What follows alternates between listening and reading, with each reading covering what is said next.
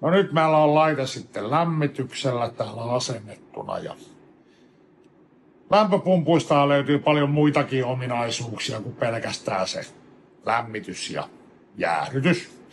On tuuletustoimintaa ja yksi mitä minä pidän aika tärkeänä on semmoinen kuin kosteuden poisto.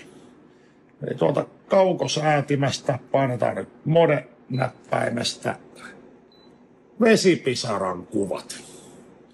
Tämä on sitten semmoinen toiminto, että tätähän ei talvipakkasilla käytellä, koska kondenssivesiletkuun se vesi silloin jäätyy. Mutta syyskelillä ei ole vielä lämmitystarvetta, ei ole enää jäähdytystarvetta. Sisäilmakosteus on korkea, niin laitetaan tuosta kosteudenpoisto päälle ja pari tunnin päästä onkin se sisäilma aivan erilainen, ei ole nihkeä keli ollenkaan.